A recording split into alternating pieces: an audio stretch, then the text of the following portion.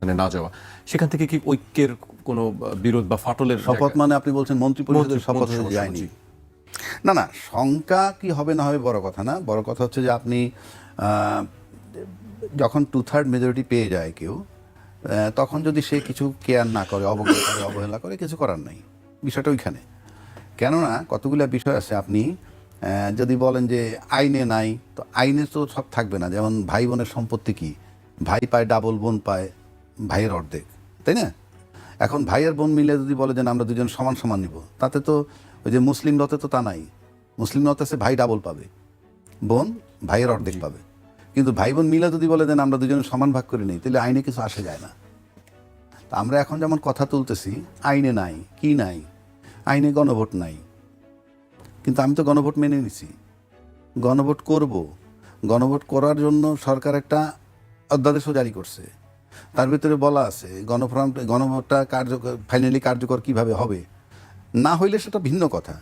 গণভোট মেনে নিলাম, নির্বাচনের সময় বললাম যে হাতে ভোট দাও, আমরা তো মেনে নিলাম।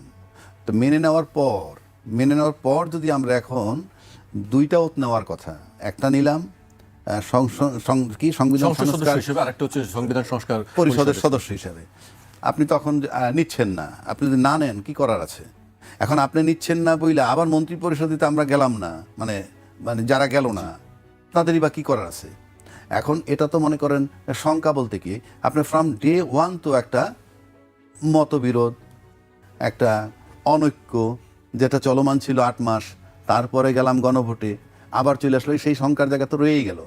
এখন শঙ্কা বলতে সবসময় পার্লামেন্টে আইনি লড়াইটাও তো শঙ্কা। এখন এই যে আমি যদি না মানি, এখন আমার 2/3 মেজরিটি আমি মানলাম না, তো কি হবে? তা মানলেন না যখন আপনি যে সংবিধানে নাকি বলছে 2টা শপথ নাই, একটা শপথ আছে সংসদ সদস্য হিসেবে নেবেন, তো সেটা তো সেই সংবিধান মোতাবেক আপনার নির্বাচনটা হইতে হবে। সেই সংবিধান মোতাবেক নির্বাচন হইতে গেলে তো প্রধানমন্ত্রীর ক্ষমতায় থেকে 3 মাস মেয়াদ থাকতে নির্বাচন হইতে হবে। সেই সংবিধান থাকলে তো আপনাকে সংসদ ভেঙে যাওয়ার পর 90 দিনের মধ্যে, কোনো কারণ না হলে আরও 90 দিন, 180 দিনের মধ্যে নির্বাচন হইতে হবে। সেখানে আপনি ফেব্রুয়ারি 2026 আমরা নির্বাচন করলাম কি হিসাবে? আমরা মেনে নিছি বলে। আমরা মেনে নিছি, এটাই হলো আইন। এখন আপনি যদি বলেন লিখিত নাই, সেটা তো ভিন্ন কথা। সংবিধান মোতাবেক নির্বাচন হলে তো অন্তর্বর্তীকালীন সরকার কি সংবিধানে আছে? সে দিল নির্বাচন, আমি সেই নির্বাচনে গেলাম, তো সেটা আমার পক্ষে আইলো, আমি নিয়ে নিলাম। আমি গণভোট নিলাম না, গণভোট মানলাম না, কিছু করার নাই। কারণ বাংলাদেশে তো নতুন না আমাদের। যদি বিষয়টা এমন হচ্ছে, এটা নতুন না, এটা ওই 53 বছরের ইতিহাস এরকম। গণভোট মানার না মানার কথা তো কেউ বলছে না। গণভোট তো মানছি না তো, গণভোটটা আমি মানছি না। গণভোট মানলে তো গণভোটের আলোকে সংবিধান সংস্কার করবেন, সেজন্য সংস্কার পরিষদের সদস্য হিসেবে আপনি ওত নিবেন। আপনি ওত না নিলে মানলেন? ওত না নিলে তো মানলেন না, আপনি তো বসতে হবে এটা নিয়ে। আপনি ওত না নিলে তো এটা নিয়ে বসবেন না। এইবার আসেন যে এই মানে আমি এই যে গণভোটের কথা যেটা আমরা বলছি, এটা যদি আপনি এখন কার্যকর না করেন, তাহলে কি হবে? কিচ্ছু হবে না। কিন্তু আপনি যদি এটা কার্যকর না করেন, আপনি তো ইউনূস সরকার যে নির্বাচনটা দিছে, সেই নির্বাচন মোতাবেক তো ওই সংবিধানটা আপনি কিভাবে আপনি ঢুকতে পারবেন? আমরা আসলাম, বসলাম, 2/3 মেজরিটি আপনি করতে পারবেন, কোনো অসুবিধা নাই। কিন্তু আপনি তো নির্বাচন তো আপনাকে ওই সংবিধান মোতাবেক কেউ দেয় নাই।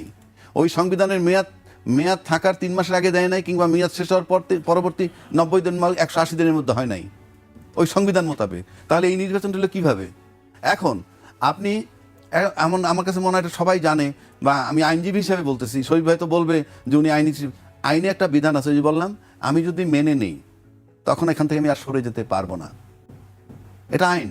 আমি আইনের সেকশন বলতেছি না, সাধারণ লোক বলবে।